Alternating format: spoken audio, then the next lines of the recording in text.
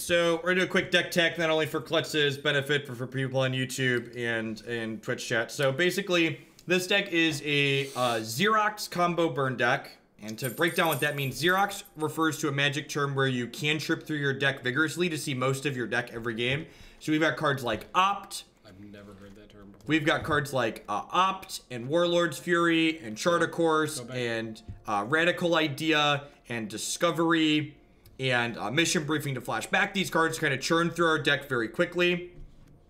And then we have cards like Arclight Phoenix is our main way to push through damage, so we cast a lot of spells very consistently, and we flip this into play and attack people for 3. And then we have Creeping Chill to mill over with the Surveil from both Discovery and Mission Briefing to get some free points of damage. And then we also have Lightning Strike and Shock, not only to help us to control the board, but also be a burn deck against control decks. Did you go to Warlord's Fury again? It's just literally, red 1 draw card. Oh, okay. You don't need a target. Correct. Well, you don't need a target. Yeah, it's just red 1 draw card. So all your creatures gain first strike. So we played this deck a bunch the other night, and we kind of started with the base idea and like worked and tuned it a little bit, and this is what we ended up at. It felt really sweet. I played a couple more matches off stream with it. It felt really good, and I really enjoyed the deck a lot. It's a lot of fun. Hopefully it continues to be fun tonight. We don't crash and burn.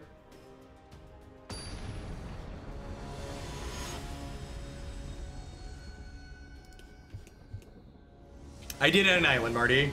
So the only thing I did was I didn't add the 3rd Price of Fame to the sideboard. I added, I just did 2 and 1.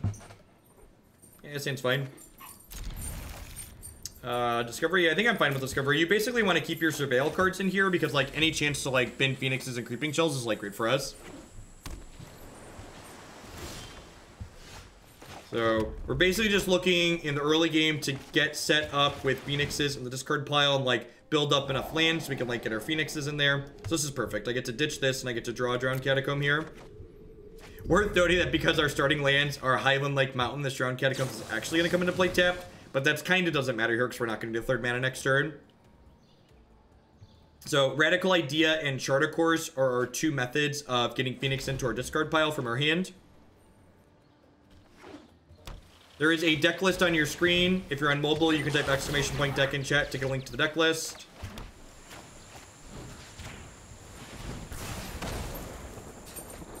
I'm gonna go ahead and kill their Electromancer. It looks like our opponent's actually playing the blue-red Phoenix deck. So this is something similar idea to what we're doing that's been going around on both Arena and Magic Online. What do you think of Notion Arena this deck? I think it's too slow and clunky. I tried to pick Christy up and bring her down here, but her headphones were plugged in. Her headphones were plugged in. Yeah, I think too much mana is basically what it comes down to. So they ditched a bird of their own. So we'll see. I wonder how this matchup plays out. Their mana is a little bit more consistent than ours, but I feel like having access to the life gain from Creeping Chill could potentially give us a pretty big upside. So honestly here, one thing I think I haven't been doing enough with this deck is just like casting Arclight Phoenix. So I think just like putting this into play and attacking them and like getting them to use removal on it is like ideal for us. Also, you get the really sweet animation every time it comes into play. So, like, if they shock this here, I think that's a win for us overall.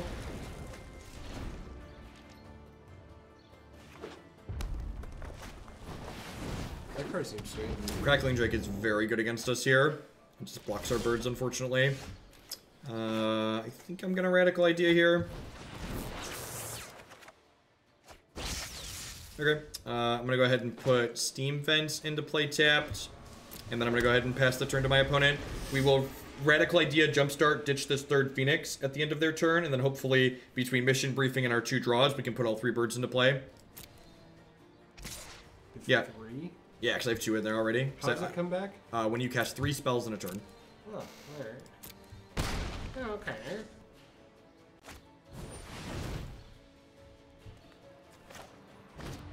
Double Crackling Drake's going to be a tough nut to crack. Oh, you can jumpstart by discarding a bird. Yeah, that's very good. Jumpstart seems kind of a good mechanic. Yeah, it's... I mean, like, your deck literally can't beat anything with 4 toughness, but it's kind of cool. I've got Doomblades in my sideboard, sir. I have Doomblades in my sideboard, thank you very much. After sideboarding, I can beat 4 toughness. Let's get rid of those. I'm gonna cast Discovery here because I could like find another bird, or I could find some Creeping Chills. Lightning Strike, Chart of Course. I think I'm actually okay with both of those.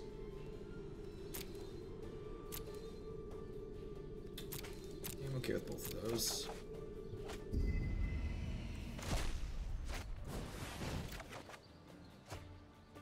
May go straight. Oh, briefing during the upkeep to pick up the card drawn. Yeah, that's not a bad idea.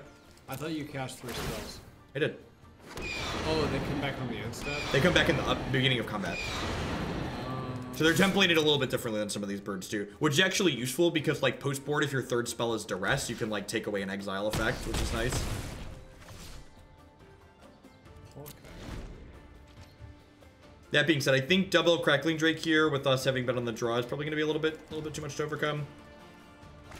It's like game 1, we have a hard time cutting through these things with 4 defense. Yeah, the bird animations are really sweet. That being said, we do have, like, so we don't actually have to deal that much more damage here. We have the small black splash not only for Duress in the sideboard, but also to, like, cast Creeping Chill out of the main deck. So we could realistically, am I dead here? This is 12, 15. All right, they don't have if they have another shock, we're dead. And actually, if they would have just shocked us, they would have killed us because they have a Phoenix in their discard pile. No, I'm saving the land because I might discard it to Chart of Course here. Yeah, that's lethal. Crackling Drake is just too good. Too good against us. I wouldn't be surprised if we're behind in this matchup. What's the field do? This is basically for aggro decks. It's like whenever you cast a spell, it deals the damage to them. It's usually like boarded in when it's an 0-4 blocker. Huh, an 0-4 that pings things? Yep. Oh, each opponent. Each opponent, yep. Okay, not... So... Huh. What's the price of Fame? This is just a 4-mana killer Crackling Drake. If it targets a legendary. It's cheaper, yep. I think I want to cut Lightning Strike here. Like, it's expensive and it doesn't kill any of their stuff. Like, it kills the Phoenix, but, like, that's not really what I'm in for killing. Is there a Pillar of Flame in this format? Lava Coil. We could play Lava Coil, but, like, Crackling Drake's just, like, not super popular, so I've got Fight with Fire and Price of Fame. Lava Coil. No, okay. I was talking about just, like, for their Phoenixes. Oh, for their Phoenixes, yeah. So, there's Yeah, Lava Coil does 4 damage, right? Yep. I need one more trim here. I think I want to cut Creeping Chill in the Burden Mirror. It's probably pretty good. Trim a Warlord's Fury. I guess I could trim a Shock. Killing their Phoenixes isn't that great. I had an opponent do It's Fury or Shock, one of the two. I had an opponent do the Pirate Clasm against me, and then just died because I had the 1/1 Pirates. I was playing the mono blue deck, and they were just like... Killing Electromancer is super important. Yeah, I guess that's true. Maybe I should leave. Should leave the Shocks in.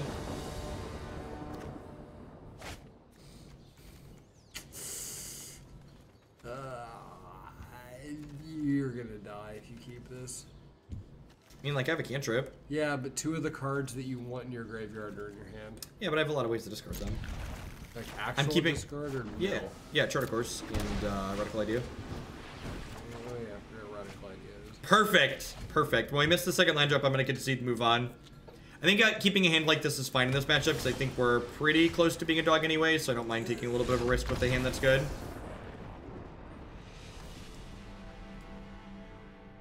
Let's play another. If we play against a bunch of the blue-red deck tonight, I'll probably throw some Lava Coils on the board. But I think unless I was expecting to play against a bunch of Crackling Drakes, Lava Coils like not worthwhile. I'm pro Lava Coil just because I own that card. Just because I own that card. Ooh, he's a punchy guy. Gideon versus Nassau. He's got whips. So he's Rihanna. We go first. This is fine. If you're gonna keep that last 7, you're keeping this. Fair. Not done one. How do you use your camera to auto just when I stand up? That's just what the C920 does. It has autofocus built into the camera. Just looking for ways to discard this bird here.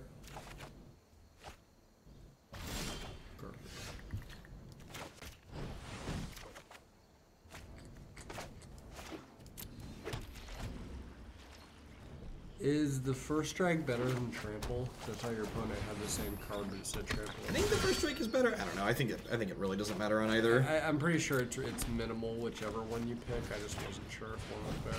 Scary 3074. Thank you very much for the brand new Prime sub there. I appreciate that. Thanks for keeping me employed here. Welcome. I wasn't sure if there was any like X1 flyers in the format that made trample better, because I think I'm actually just supposed to like play this Phoenix here and attack. Just like trying it a little aggressive. Like I finally drew the Charter Course, but like if I had like 1 or 2 other 1-mana spells in my hand, I might run the gambit on the Charter Course, but I feel like I'm supposed to just attack here with this. Gross. I think we're dead. This is definitely gonna be a...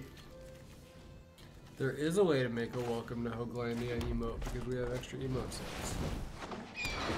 The problem is Welcome to Hoaglandia just like doesn't fit in an emote slot. Or an emote size. Like there are a ton of good emote ideas and basically all of them come down to like if you have a 12 by 12 space, it just like doesn't fit there. Yeah, the Saga animations are A+. Yeah, the Saga animations are really impressive. Quite fantastic. I believe we are dead. Bonus deck sweet, like an aggressive Jeskai deck. Just like not enough stuff. Take up all these birds and nothing to do with them. He did like exactly Charter Course here. Even then probably still dead. I feel like the avatar telling you the way it's scryed is just like a workaround for not having a game logging client. Yep. Alright, well, these are on defense. Defensive haste. We drew 3 of our namesake card, thank you very much. It's like drawing Kiki Jiki. No, that's not true. You want to draw Phoenix in this deck.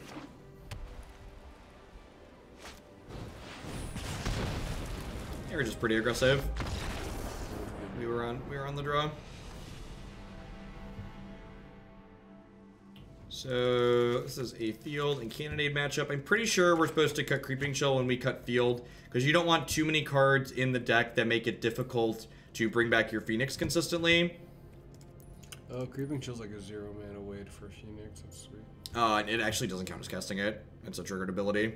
Oh. It's just like an extra value to flip past. Yep, you're right. Yeah, his History of Benalia is very, very good. It is a format staple and it is not particularly close. WTH. If you could do WTH as a welcome and what the hell. There you go. I think I want Niv-Mizzet here. It didn't seem particularly grindy. Think they're just mono aggression? There was a lot of... they had like 3-mana Doom Blades. That's fair. On top of aggression. Alright, let's do it. You know. Creeping Chill. Creeping Chill is a trigger that goes in the stack, but you can't counterspell it. So it is a triggered ability that says when this card hits the graveyard, exile it, deal 3. So you can respond to it dealing 3 if you have some type of effect that you would want to respond to it with, but you can't... The old Drowned Catacomb Mountain Opener. That's perfect. They're not giving me anything to shock on one. No, yeah, it's fine. It's mid-range Boros splash to freeze. Okay, that makes sense. All this burn seems bad though. All the aggression we saw was like multi-body stuff. Like one card was multi-body. Exactly, History of Benalia. Yeah, but it killed you. But it killed you. Yeah, I think I'm actually in for that. Like, Electrostatic Field's a card that like allows us to slowly kill the opponent. Like, so with the field in play, this is actually 3, 6, 10, 14 damage. Field being a format staple is interesting to me, because I've seen it a couple times. It just like probably I never would have expected would be good.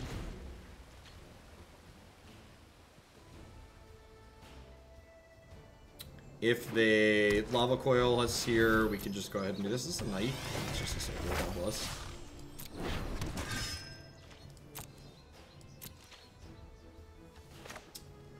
Think I want to kill this knight? Okay, so the other one's doing 3 damage regardless. So. I feel like I'm not. I don't have enough going on to like not be able to kill that. Let's do this to start.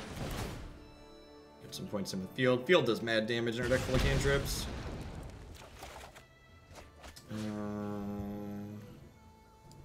In for a 4th land at this point, I think.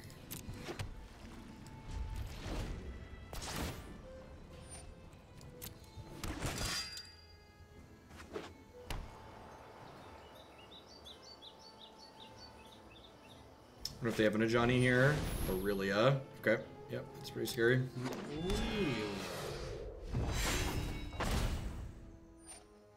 This is hitting us for 5. But we're gonna need to hit them for 5 too, because we're gonna shock this. And they're gonna pay 4 to protect it. So they're gonna go to 13 here, or this is gonna die, one of the two. 4 life. 4 life's a lot. There's a lot of life, yep. And like, we're really not in danger of dying this next turn, so like, with the mission briefing especially, we could potentially be in range of killing them very soon. What's in the crypt? We have Charter Course, an idea. Honestly, I think I'm just like flashing back shock here. So what can they hit you for next turn? They can hit you for 2, 3. So this is getting bigger. Yeah. This gets bigger, so this is 4. And this represents 4, so that's 8. And then this blocks here. No, this isn't going to get to block here because this is going to make it bigger. So this is 9. They have 11 in play, basically. And you can, and if you shock to 13, you can briefing, shock, strike, yep. which is 3 from the field, and so it's 8 burn, and then you have 4 burn. You can kill them. I think I'm supposed to shock this knight. No, I think you have lethal burn, right? Because regardless of what you draw, you can jumpstart the radical idea for the extra 1. And that's But 13. the problem is they could have burn spells in their hand to kill me. Oh, I forgot they had red mana. Yeah. So I think I'm gonna go ahead and mission briefing shock this knight.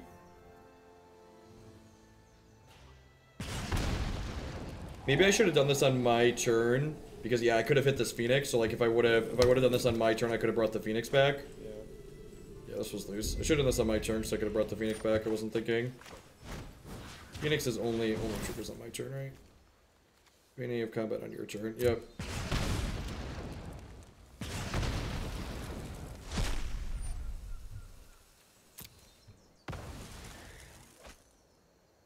No, I wouldn't. The Phoenix doesn't have to attack. I could have blocked with the Phoenix. Is the thing. So like my Phoenix could have been in on defense.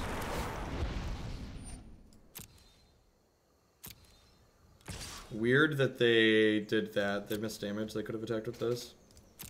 Oh, you like me strike EOT, right? Yeah. 4. Do I?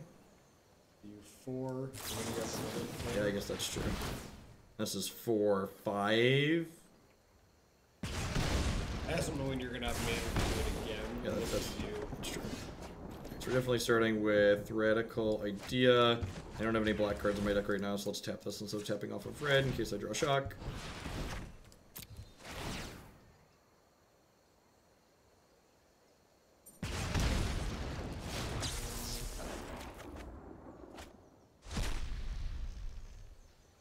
So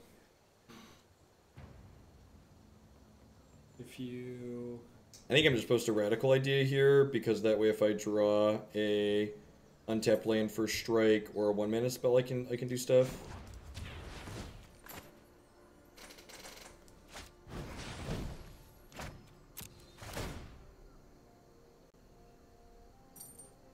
Yeah, if I'd have brought back the Phoenix last turn, I'd be in a much better spot here, obviously. you guys need at least 1 more draw. So we did do a lot here. You have to draw exactly another board. No, they were dead to these 2 cards. Okay. Yeah, if you had the Phoenix to block, you get some more. There room for a cut the line after this? Of course, Scholar. Always. It's been a tough evening for the bird deck so far. You have so much great mana. He's I guess I'm not too surprised that the other aggressive decks feel bad for us. So we were beating up on Jeskai and blue white and green black, but these other decks that are like trying to get under us definitely seem hard. Maybe I do want some lava coils in the board for like more efficient removal. Between Jin and that Drake, it seems like there's a lot of 4 toughness stuff floating around. So. Yeah, we've got Fight with Fire and the Surveil one, but those could just be too expensive. I don't know what the Fight with Fire does. It's a 3 mana deal 5 to a creature. And if you get to 9 mana, you can kick it to deal 10 damage to a player. Look how much gray hair my dog has. aggro is very hard. Yeah, that makes sense, Marty. Like, he's not even 7 cards. He's so old. He's so gray now. He had no gray hair when I got him. Maybe the... So we have 3 sweepers on our sideboard, Justin. Deck should be updated on Stream Decker. Yeah, we beat around the decks that are like we beat up the decks that are like Mopey and not doing a whole lot, but the people that are applying pressure are giving us a hard time. Decks that have things that like are bigger than Lightning Strike are giving us issues. So like maybe Lava Coil. Like the opponent had Lava Coil on the main deck, and I think that honestly might just be like a reasonable thing to be doing moving forward.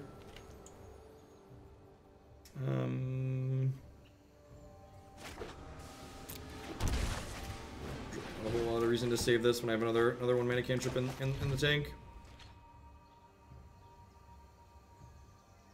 No, I don't think splashing for Clarion is really like, I'm just gonna give you a timeout for listening to what I said. Our deck has a hard time killing things that don't die to Lightning Strike. What if we splash a sweeper that deals 3 damage? Oh, Twitch chat. Like not like even just like completely ignoring the fact that like it's splashing a 3rd color, just like the response to we have a hard time killing things that don't die to Lightning Strike is let's add a 3 damage sweeper is just like again, just like it's a lot of people like when you're making changes to a deck, you want to be working to solve problems that the deck has. So like reworking the deck to like add a thing that deals 3 damage when like the issue is things that are bigger than 3 damage just like doesn't make a whole lot of sense. Evening Coons. Is that David Coons? Oh, it's Coon. Never mind. No.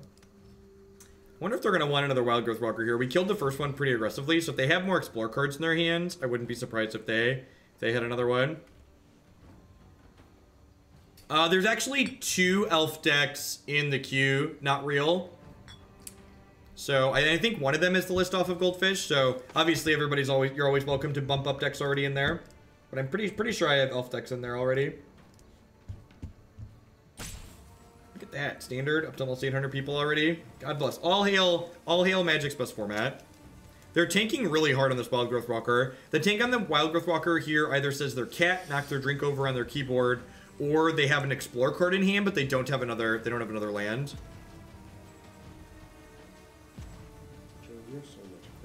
Yeah, we'll see, Marty. I definitely think like we have a lot of burst damage, so it seems pretty reasonable for us.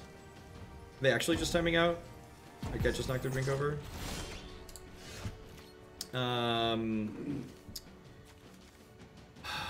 So I think I'm gonna go ahead and just play the Steam Vents tapped and pass the turn here, because if they have a 4th land and another Explore card, and they go like Wild Growth Walker into land into Explore card, I want to strike the Wild Growth Walker in response. And if they don't give us a reason to strike this right away, I can just go ahead and Radical Idea. Alright. I think I'm going to go hang out with Christy for a little bit and go home because I'm tired. Sounds good. Drive safe.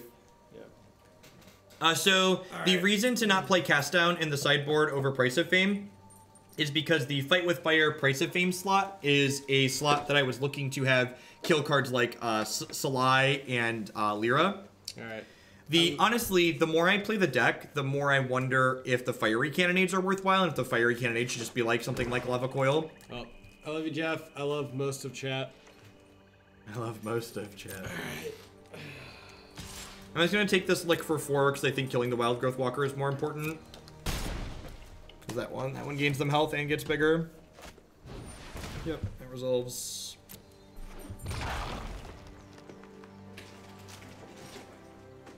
I'm gonna put my box wine in my bag. My box wine in my bag.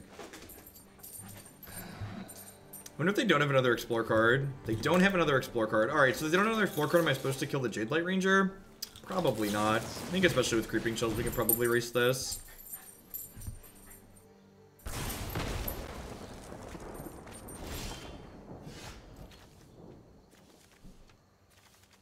Alright, so the Phoenix draw for the turn means I'm just gonna go ahead and Idea plus Idea Bin the Bird next turn on their end step. And then next turn, hopefully we can Discovery into some other gas and then put some birds into play here. No, that's just Klutz. What's just me? They think you're drunk. I'm not drunk. He's just that mopey all the time. I'm not mopey. You are mopey. I love you, but you're kind of mopey. What does mopey even mean? What does that word mean? I opened a thing with a garden hose attachment. That's the opposite of mopey. That's fucking party time. The next deck in the Q Scholar is at 60 points at the moment. I'm just tired. So you are welcome to put that in for next time. I don't think I'm going to do a third deck tonight, though.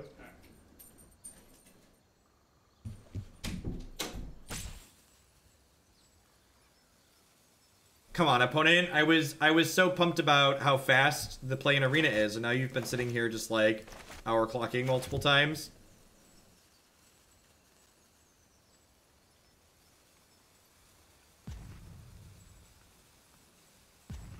It's also possible, again, here, I talked about how I need to maybe just cast Arclight Phoenix more. It's very possible last turn I should have just, like, gone Shock, Watery Grave, cast Phoenix to threaten to block the Jade Light Ranger.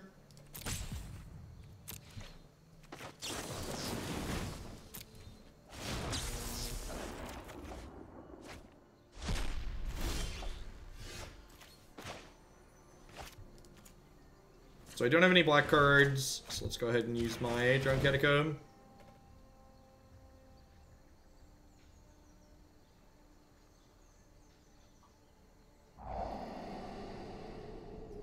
I'd love to get rid of Creeping Shell things. I think I'm actually just going to bin both of these. So I don't really want to drum a war. I think our average card is better than Warlord's Fury here by a lot.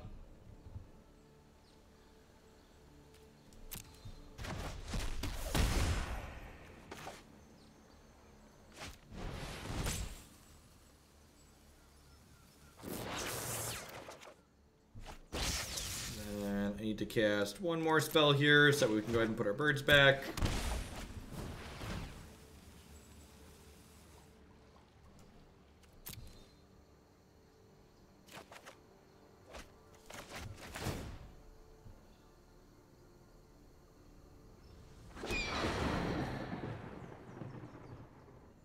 I'd be too surprised to see this die. They have like a trophy or something. Trophy's fine. It's not for us, but a lot of these decks actually aren't playing Contempt in the main, which I think is good for us too. I'm gonna go ahead and grab an island here. Maybe I'm supposed to get another red source. I only have 3 red. Like these are effectively just like non-basic islands. Like we can technically cast Chill sometimes, but a lot of the time we just don't. Adventurous Impulse is an interesting inclusion in their deck. Adds a little consistency.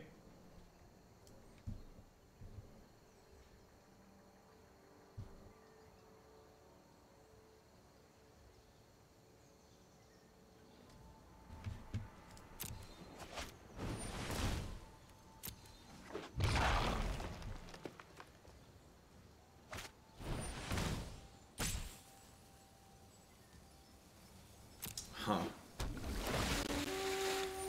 We'll take it to 100 then. Sounds good, Scholar.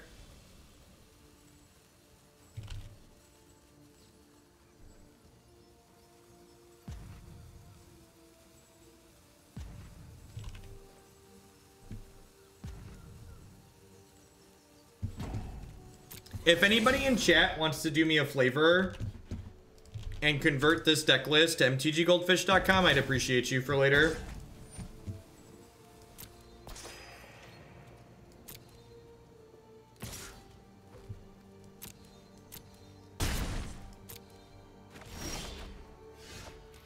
Highland Lake. Alright, so I think I start with an Opt here.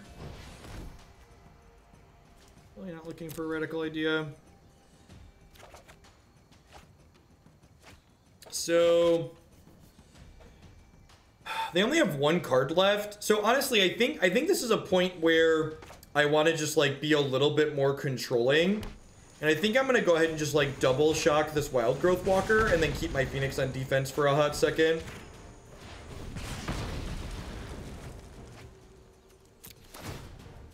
Because like they're at 20 and I'm at 11, so I think I'm just going to go ahead and pass here.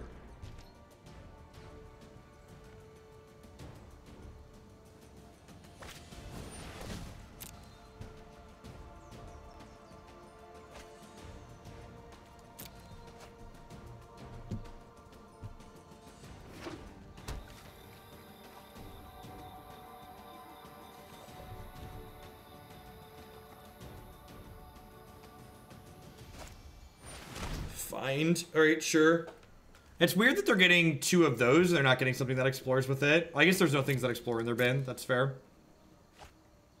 Their sequencing is weird here. Like, I left the Arclight Phoenix back on defense here, which would imply to me that I plan to block with it. So I feel like if I leave this Arclight Phoenix back on defense, they should attack first here, because they could have gotten, like, Wild Growth Walker plus a Jadelight Ranger back. Which would have been a lot better, I think, for them. I'm gonna go ahead and hold this shock for now, use my health total as a bit of a resource, because this shock helps me bring back the bird next turn. Let's start by opting, because I would like the radical idea to be able to... Yeah, perfect. So I will draw this Arclight Phoenix.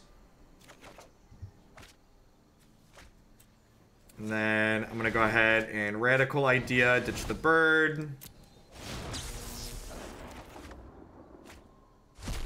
Sweet. And I think I'm just going to go ahead and chart a course here.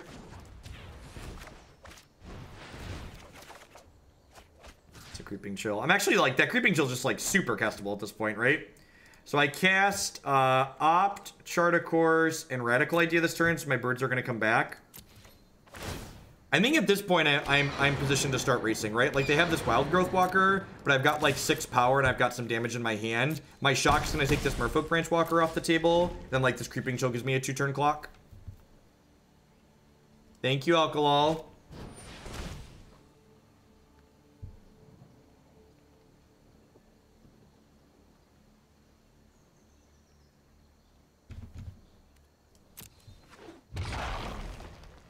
If they hit an Explorer card here, we're probably dead to rights.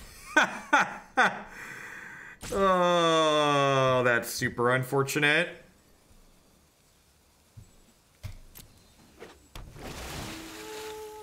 Well,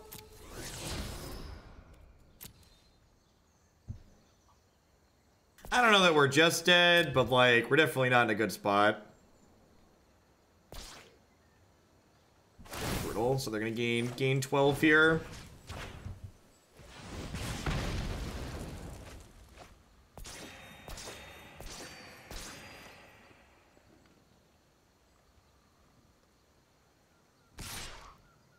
Wow, that was brutal. It's like actual best draw on their deck.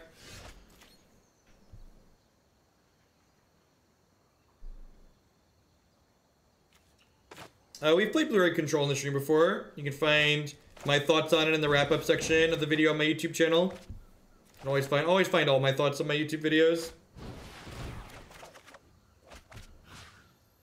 Well, I mean, I guess I'll do that. How's Grixis control ban? It's been alright. I think blue-black has a lot of really good tools in it.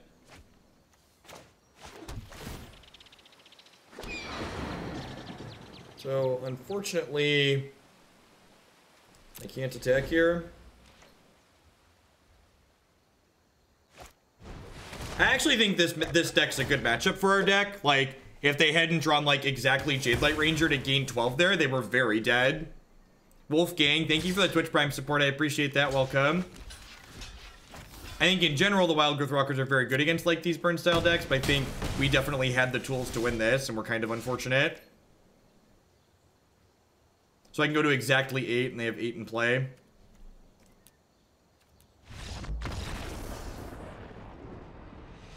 Well, I appreciate you doing it now. Thanks for popping in.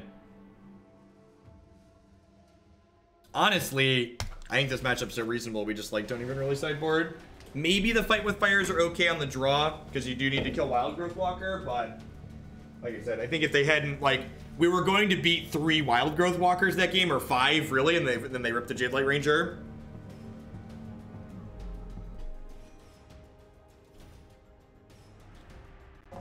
Eminem, thank you for doling out the 4 sub-giftaroonies. I appreciate that. Sub-gifts, just like donation and bits on this channel, get to bump decks in the queue, or add decks, so let me know if there's something you'd like to bump up for that. Thank you for the generosity.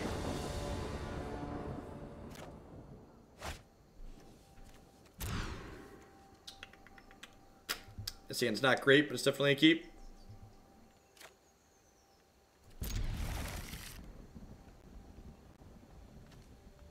Radical idea. Nope, that one could stay right there, actually. Because I'd like to get this Phoenix in the bin. Grixis Dragon, sounds good. Thanks for the support.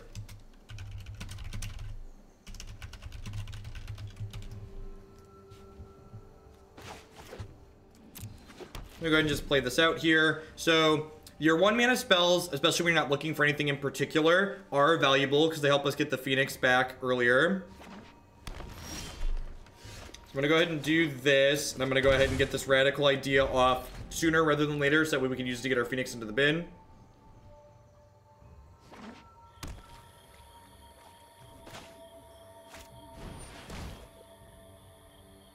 That can resolve. Duress makes sense to bring it against us. We're kind of a critical mass combo deck. So like picking apart our pieces makes sense. Probably gonna lose the Discovery here. Maybe I should have played that out to start. Yeah, Discovery is definitely the right take.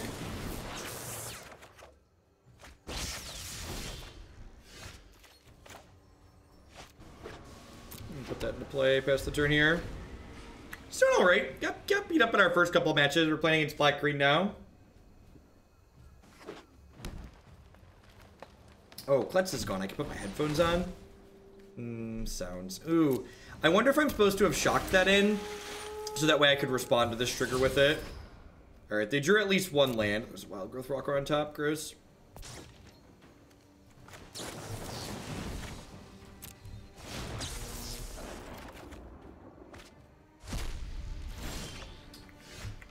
Chart of course. Huh. I think I lead on this. Looking for an untapped land here. Perfect. I'm gonna ditch Warlord's Fury. And then I can shock this in. I'll opt. I'll shock this. I think I'm actually in for mission briefing at this point. And then we'll shock this Dorko. Then we'll get our bird back and attack them. They have a 4th land, so if they have a 2-mana Explore creature, we could be in a little bit of trouble. If they go Wild Growth Walker into 2-mana Explore creature. Really depends on how many Explorers they have, right? Like, if they gain 3 to 6 off this Wild Growth Walker, that's probably raceable. If they gain more than that, we're probably not going to be able to keep up. Alright, and they played an untapped land, so I'm assuming that means they're about to explore. Now, I think that's like super results-based thinking Ninja Days. I think playing Lava Coils in the 75 is fine, but I think cutting the burn from the main deck is just like absurd and short-sighted.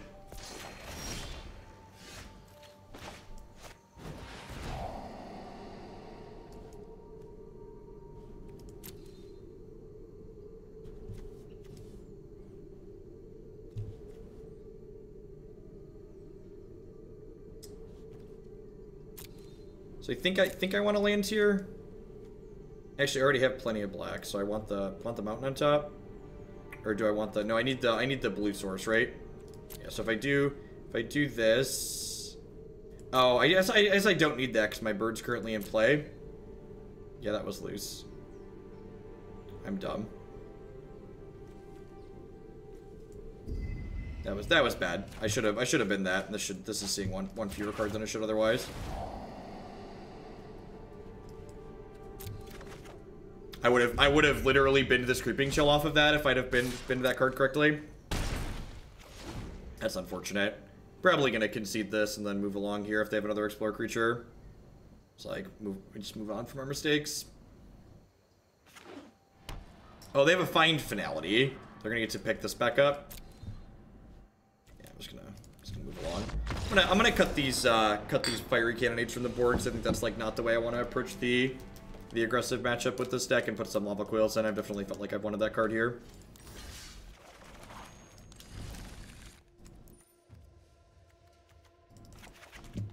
Lava Coil is also cheaper in terms of like bringing all of your birds back.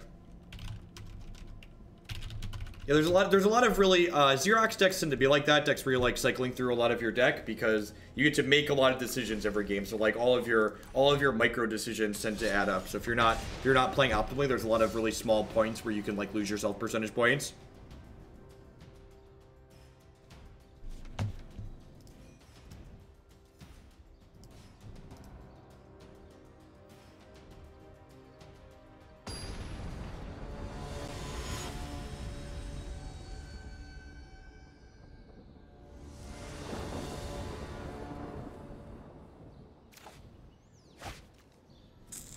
It seems great.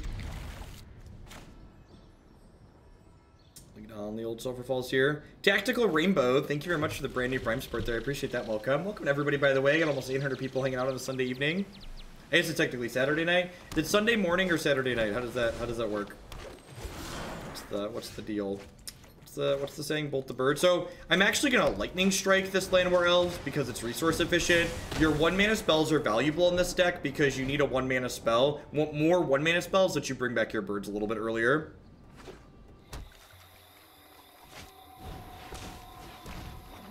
Another green-black deck, sure. Murmuring Mystic feels like it's probably just a lot worse than Niv-Mizzet on average.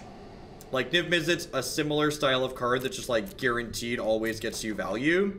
So, I feel like I wouldn't want to play Murmuring Mystic until after I have a bunch of Niv-Mizzets in my deck. And, like, once I have Niv-Mizzets, I probably don't need Murmuring Mystic.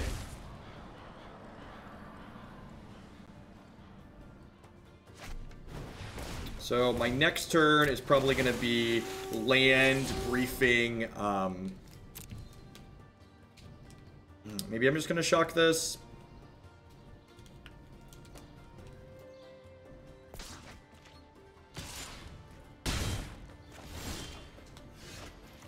Do I want to shock this?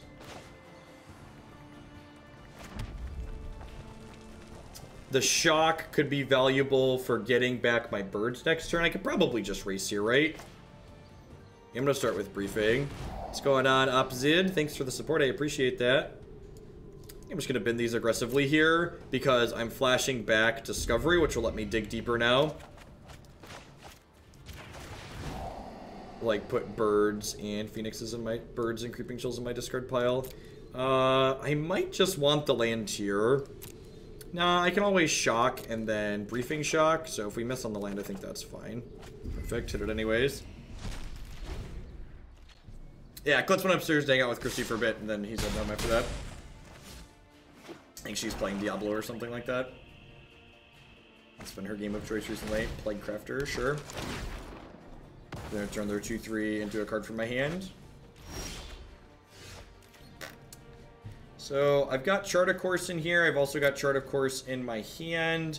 I think I'm gonna start with this.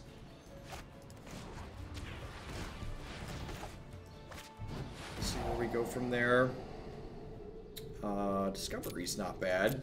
Actually, I want to put Discovery in here and then cast Discovery, right? Yeah. I'm gonna go ahead and shock this in when I do this. That way I can still cast Shock this turn. I'm gonna bend the Warlord tree and actually just draw another Discovery here. I have a bird in here, right? Oh, I don't have a bird in here. I don't know why I thought I had a bird.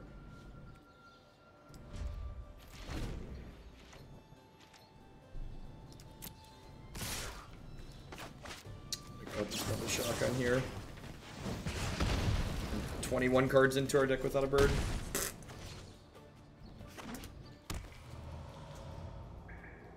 They banned the Assassin's Trophy from earlier. Yeah, looks like it.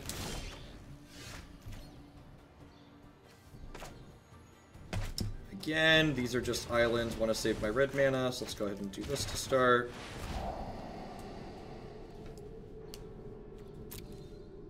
Am I taking this opt? I guess I'm taking this opt. Because, like, if this finds a bird, I can Chart of Course it away.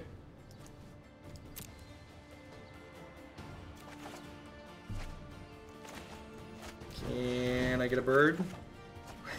Wow, that's rough. I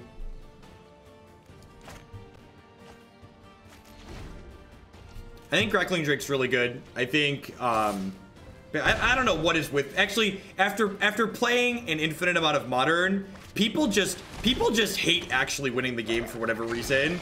You know what the best way to control the game is? Just, like, killing your opponent. So, like, put some goddamn win conditions in your deck, people. Put some goddamn win conditions in your Magic deck. Good golly. Where are my birds?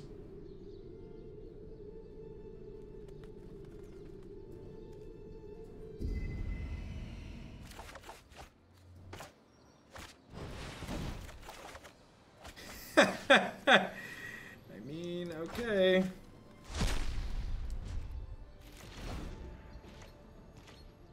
Did they cast on Board Ego when I wasn't paying attention? Anybody know? We're 32 cards into our deck now.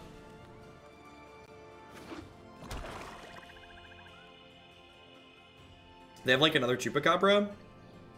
Like they have, I wonder if they have a Find Finality. They keep looking at their graveyard. You can see what the opponent's doing when they mouse around here. Yeah, look at that.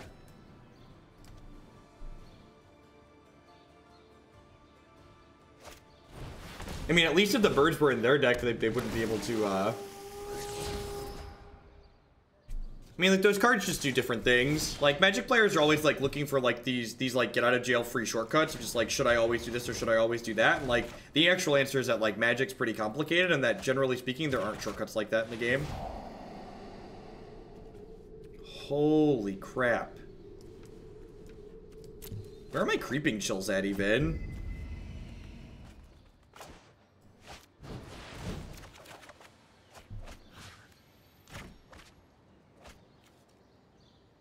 Alright, so they have a Plague Crafter. So if they draw another removal spell... Yeah, we have Niv-Mizzet out of the sideboard, JVL. So I guess I'm gonna go ahead and do this and kill Jade Light. I'm gonna go ahead and put my bird into play. I think I'm gonna no attacks here to encourage them to kill this. No, if I Radical Idea and bring both birds back, if they have a second removal spell past the Plague Crafter, I just die on the spot. So it's just like not worth it. Which they did. So like I would have died if I went the Radical Idea line.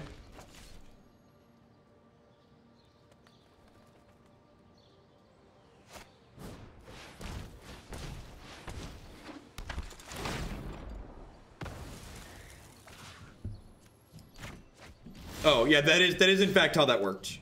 That is in fact how that works. That is exactly how that works, actually.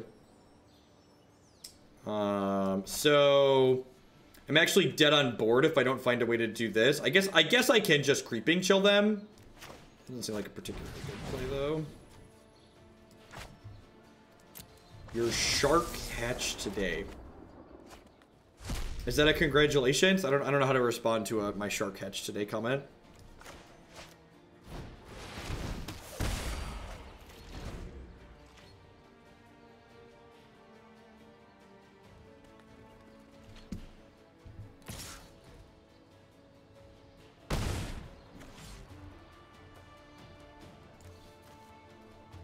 Probably picking up and replaying Jade Light Ranger.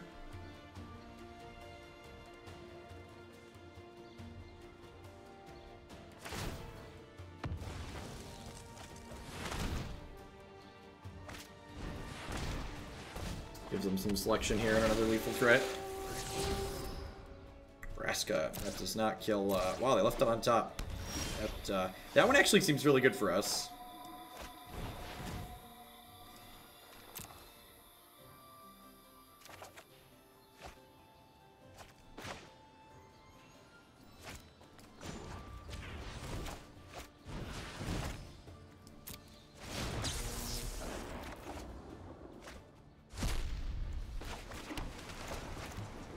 Alright, this means we're technically not dead, because I get to bring back one Phoenix. So there's like 2 Phoenixes and 15 cards here.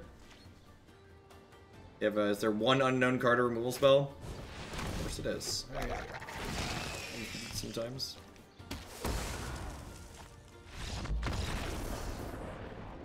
Alright, let's bring in these Lava Coils.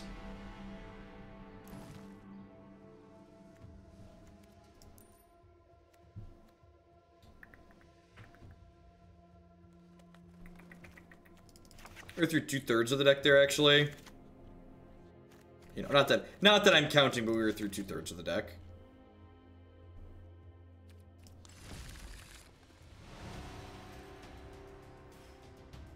Why would Search for Edge Can't be good for a card or two? Instead of me justifying my lack of playing to you, you should make an argument to me. Tell me what card it will be better than and why it will be better than that card. What problem does this deck have that you're envision solving by putting Search for Azcanta into it?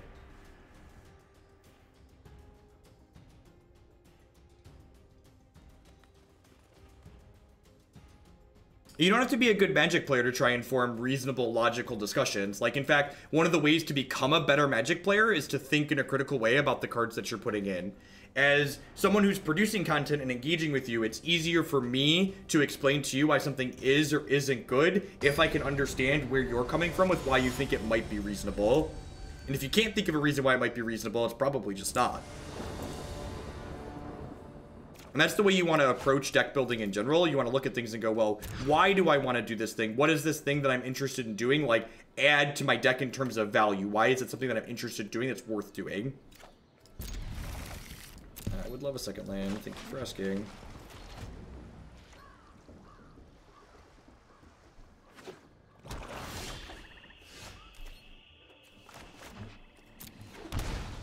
I'm gonna go ahead and just Radical ID at end step. Then we can use it as a flashback to get the bird back into play. Get the bird into the bin here.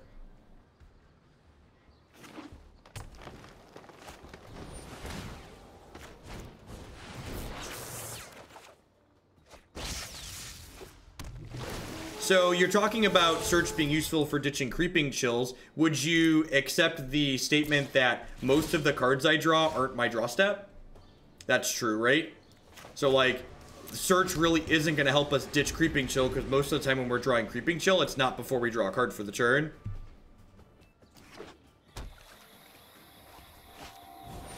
I'm not using... Can you give an example of how we're using Chart as a mana inefficient search? Chart actually churns through our deck, whereas Search doesn't churn through our deck until the very next turn. Chart, of course, also triggers putting Phoenix into play when you cast it, whereas Search is an enchantment that doesn't do that.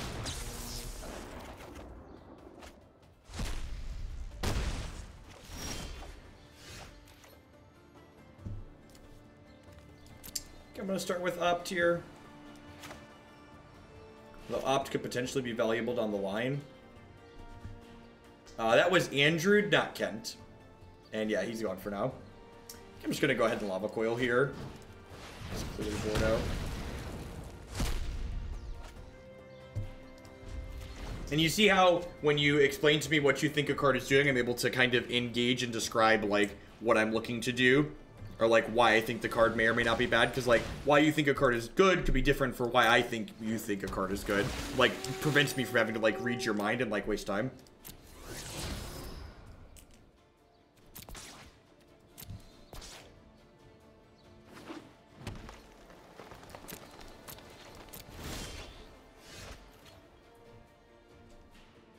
So I can opt mission briefing opt to get a Phoenix into play here. I think Discovery is pretty good. Yeah, I'm not sure that we really... So, like, Radical ideas basically are extra copies of Chart, of course, effectively. It's, like, additional ways to get...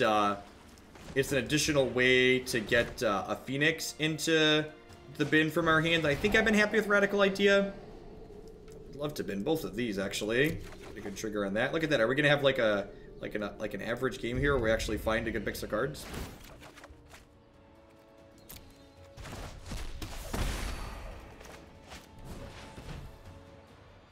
I'd say it could be an okay one of because it helps filter at times the sideboard games. I mean, like, do we have a problem filtering? Like, look at what our deck is doing and like how the games are playing out. Do you like is finding the cards that we have in our deck an issue in these games? It's not, right? Like our entire deck is selection. Like our deck is full of cantrips and arguably Search is less mana efficient than a lot of the other cantrips we're already playing.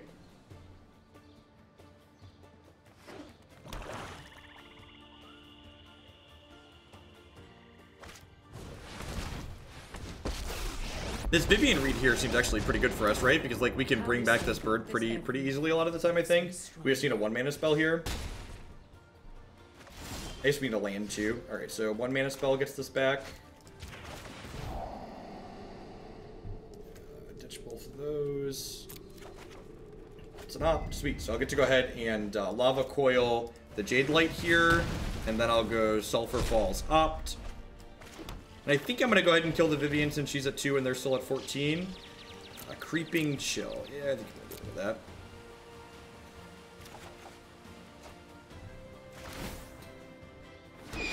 Another 1-mana cantrip's not a bad thing here because they draw another way to deal with Phoenix. This Fine Broker can get back a Jade Light Ranger, but I think we're in an okay position to race at this point. Especially if we, like, find another bird. We're gonna get a lot of chances to find a bird next turn. I mean, I literally saw 2/3 of my deck last game. So, like, being able to dig a little bit further is, like, not going to offset the absurd amounts of variance. You shouldn't make changes to your deck list based on the outliers in your games. You need to play to the average game, not your like, the ones that sit on the outside of the spectrum.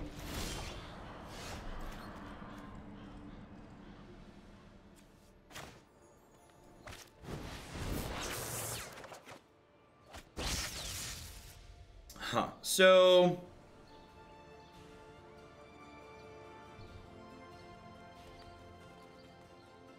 yeah, I agree with that. I don't think Search would have dug further than anything else we were doing. I could maybe dig for another Phoenix here, but I know they have this Vivian in their hand, which kind of makes me want to wait half a turn. I think I'm going to go ahead and Radical Idea, discard this land and get one deeper here.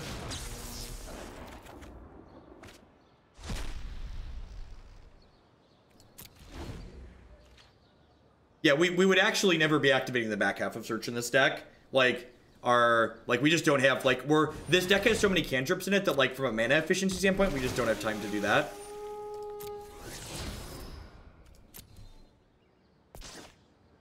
Hey, Retro Gamer, thank you for the 4-month resub there. I appreciate that. Welcome back. Thanks for keeping me employed here. I didn't play the land because it disguises what I could be doing next turn for my opponent. I am never going to play a 7th land out here. So, like, my spells in my hand are valuable because they serve to bring the Phoenix back. So, the reason why I didn't play the land out is because if I didn't draw another spell this turn, I was going to potentially need these spells to bring my Phoenix back this turn after they killed it. Perfect. So, I get to go ahead and Discovery here. That's a good question. Hey, look at that. Look at that. We're doing it. We're doing it.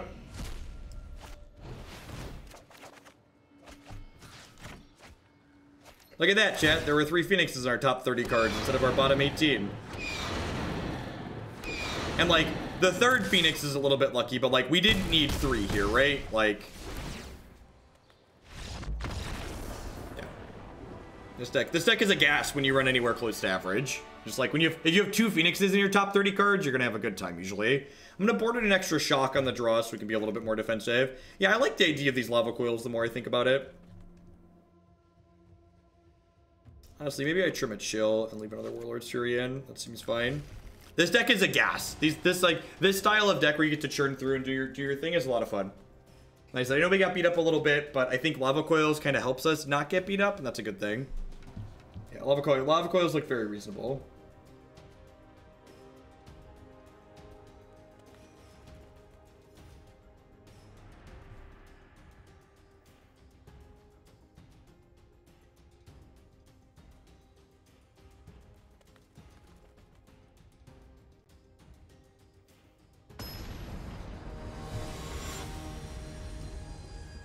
Creeping Chill's been good. It's very good against the control decks in the format. Just like having, like, basically 6 to 12 uncounterable burn is very reasonable. And in the late game, remember, this is basically a combo burn deck. So in the late game, a lot of the time, you're just like, all right, cast my Chill, kill you.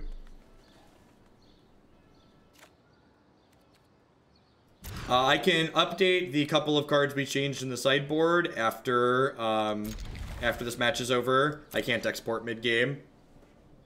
I cut the fiery cannonades for Lava Coils, is all that happened. So, if you copy the current stream decker, cut the cannonades for Lava Coils.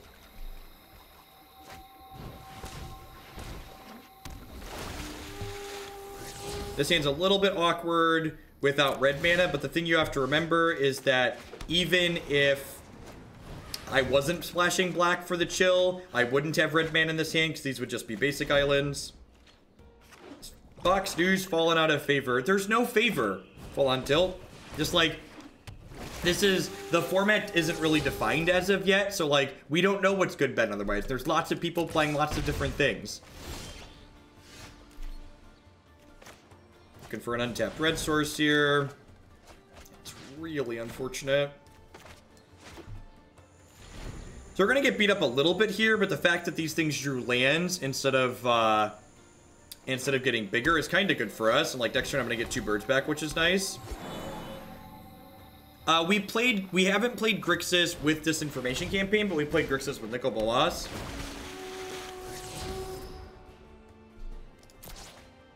Alright, sweet. The fact this is a 3-2 and not a 4-3 is really good for us. So I can Shock Opt Radical Idea or Shock Opt Lightning Strike and get my bird back. So let's start with this Opt and see where we go from here. I think I'd like a Sulfur Falls, right? Because I can discard this Watery Grave with the Radical Idea later. I'm going to go ahead and shock the Jade Light Ranger. And then what am I doing with the strike? Is the strike... So this is the point. I have to decide, am I using the strike to control the board, or am I taking the strike and using it as reach here? I might be using the strike as reach.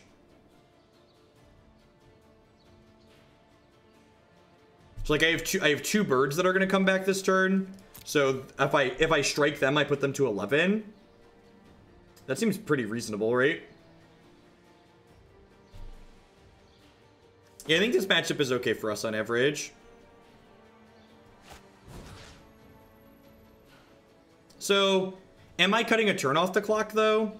I feel like I'm not. I'm going to kill the Branch Walker and be a little conservative here. Because, like, if they have any... They're pretty likely to have some amount of removal and interaction here. So I think as the game goes along, we're still pretty ahead. Just because, like, we're going to have the tools to get back these birds multiple times, hopefully. There's a deck list on your screen. You can type !deck in chat to get a link to it directly for easily exporting. Like, assuming, like, my opponent has 5 blanks seems pretty unlikely. And, like, if they don't have blanks, that means those cards are either going to interact with our Phoenixes or they're going to apply more pressure to the table. Do you aggressively mulligan to get curious? No, you keep pretty much keepable hands, Alkali. Any hands that, like, Creature and Curious Obsession in a land are, like, instant keeps, but, like, you don't, like, mulligan functional hands that don't have Curious Obsession in them. So, like, if they want to kill a bird here, the bird just, like, cracks back and kills the Vraska. So the Vraska just, like, kill a bird, gain 3. They're making pirates. Okay, I think that's good for us. Mission briefing is quite good, so I'm just going to go ahead and give them a little love tap there. Put this into play. Yep, just upstairs. Creeping Chill also makes it difficult to race us.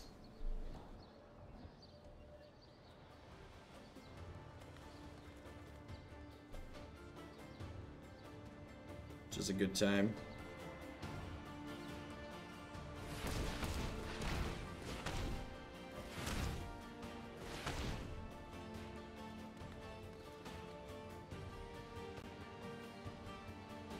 It's not a guaranteed game, but it's probably close. Let's see what they've got here. I'm trying to imagine. They could have something to gain life here. So we're going to 10. What you got? Even if they kill both birds here, we're pretty likely to kill them next turn, right?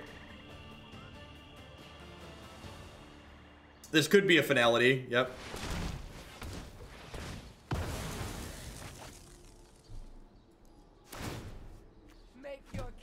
And then they're guaranteed dead, right? Because mission briefing finds me a 1-mana spell.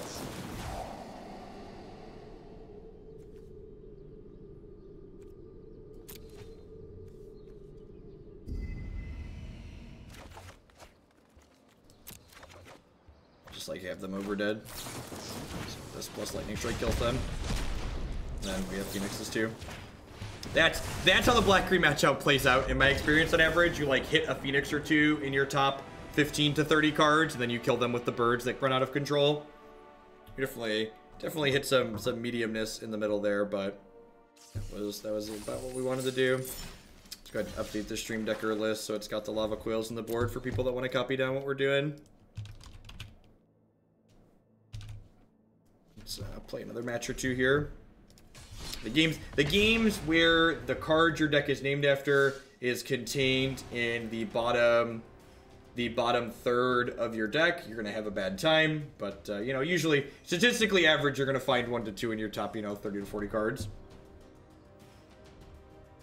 How does this deck play against red aggro? It's probably a little bit clunky against red aggro. We've got 8 pieces of removal, but if we don't have a particular aggressive draw, they can probably run us over. This deck is definitely designed to prey on mid-range and control decks in the format. Any reason to not play a tournament? Yeah, if I'm playing a tournament, I can't make changes to a deck in between matches. And then I'm also locked into playing just a single deck for that entire tournament run. So one of the upsides to having a ladder is that I get to go ahead and make changes to my deck between matches.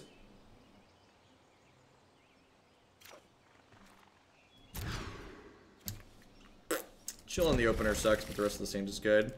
I wish I knew if they were a red deck or not so I could keep the shock. I probably just want to keep the shock, honestly. It's probably good against most things. It's even like, shock isn't even terrible in like matchups like this because it like takes their first threat off the table a lot of the time.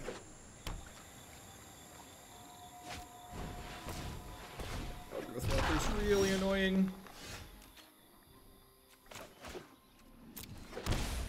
February's really popular. Quick Wild Growth Walker here without an answer for us is probably going to be bad news bears, but like I said, I think we're ahead in this matchup on average a lot of the time. And like, honestly, if they only explore like once or twice and we hit a Phoenix, we could definitely race Wild Growth Walker. Just depends on exactly how much exploring they're able to do. And like, if we hit another Shock or a Lightning Strike here, we can take the Walker off the table too here still. Ooh, they're missing a land. That's really good for us. I'm just gonna go ahead and Discovery here again.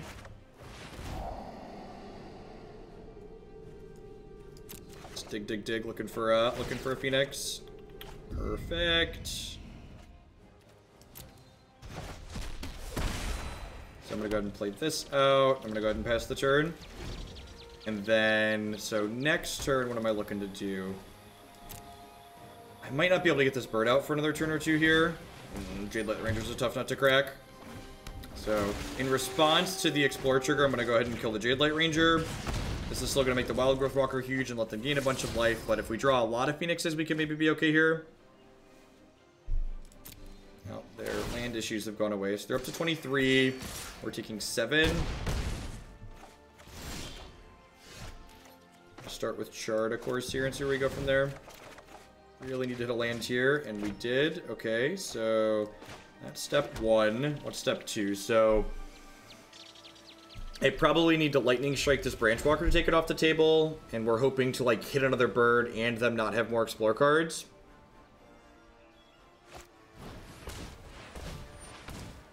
Yeah, it's just gonna be too much. One of their better starts on the play. To bring in our Lava Coils here so we have more ways to deal with their Wild Growth Walkers.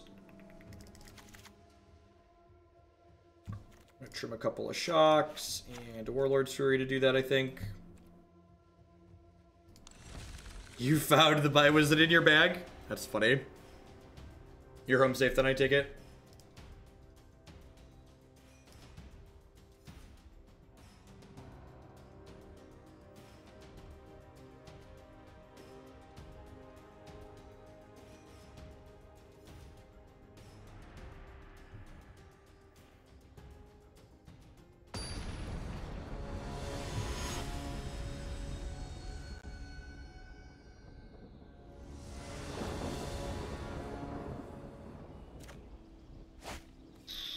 Really good at having no landers tonight.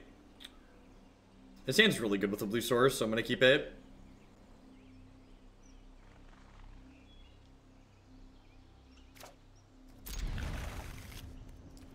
We could brick and die here, but I think I like keeping hands like this that are speculative. Like, this hand only needs to draw lands to be good. The Electrostatic Field is for the aggressive matchups.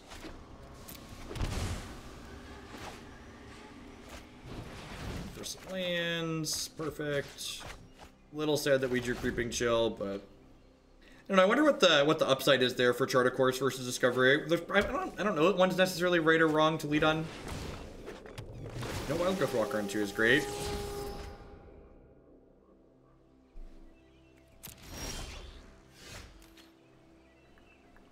I'm gonna go ahead and Discovery. Just keep chipping through the deck here.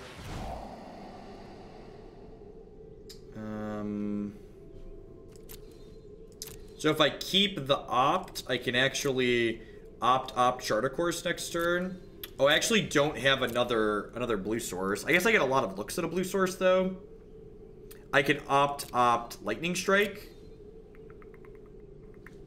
Yeah, I'm gonna keep both of these.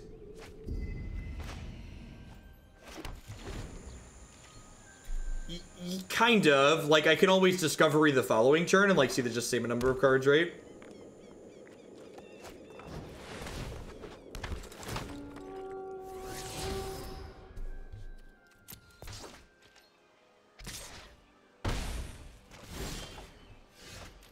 And I already put a bird in the bin, right? Yeah, so I definitely... You always want to opt first before you chart a course, because we could find birds with this that we then discard later to that. Yeah, I'm going to go ahead and opt here. I have a Steam Vents in play, right? I think I want this. This lets me go ahead and cast Discovery this turn, which is nice. If I cast Discovery or chart a course, that gives me a chance to find another Phoenix this turn.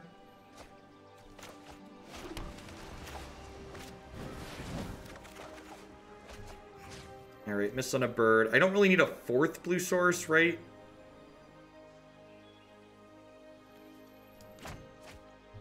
Yeah, this deck has a lot of sweet lines in it. You get to do your thing most games because of all the cantrips. The deck's pretty consistent.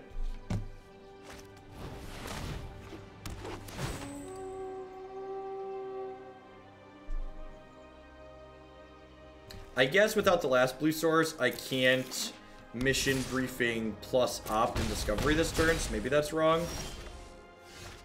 Lava Coil doesn't really accomplish a whole lot at the moment. And maybe we're supposed to keep the Steam Vents there.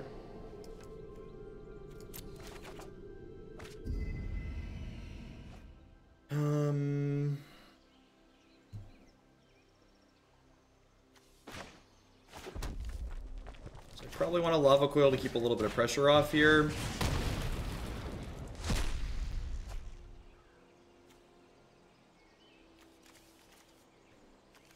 So do I want to Fury this turn or not? I think I do.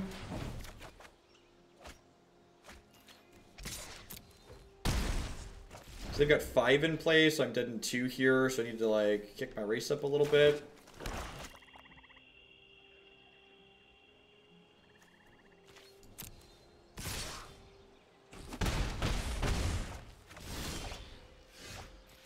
Chart, of course, is a decent draw, especially with the 4th blue source already. So I'm going to do this to start. I'm going to go ahead and mission briefing discovery and then chart a course.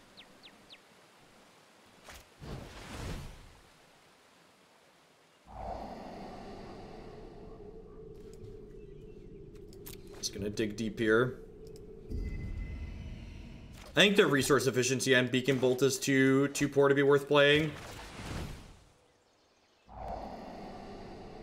Perfect. That's exactly what we wanted for Christmas, chat. Just like hit a bird, hit a creeping chill.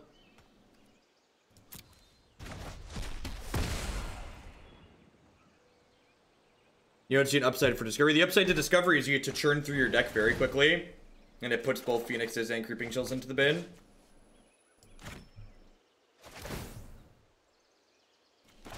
Maybe I'm just supposed to strike them there.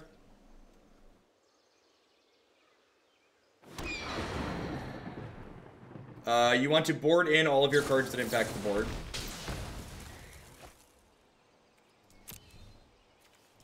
And to board in all of your removal spells and your planeswalkers. The fact that we got to gain 3 health without the creeping chill there should mean we're good. We have 7 lands in play right now, so if we draw a land, we can actually just like strike, chill them. And even if we don't draw a land, we're gonna get to strike, chill Warlord's Fury next turn and like bring back our Phoenixes. Alright, sweet, they're dead. No, we're not relieving pressure here. Like, their deck doesn't have any reach into it. Like, we're a burn deck here. Your health total is a resource. Just, like, burn them out.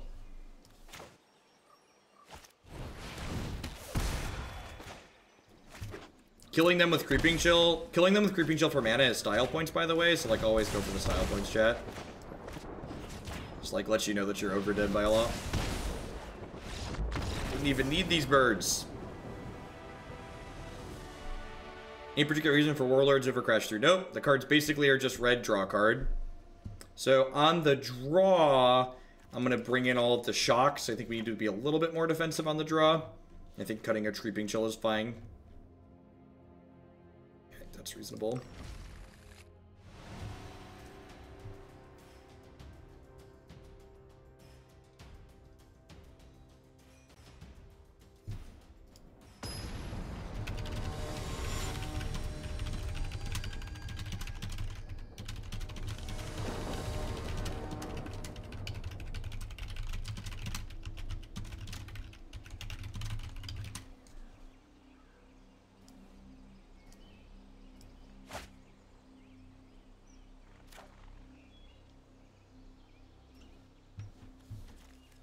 this hand. This hand's actually pretty good, right?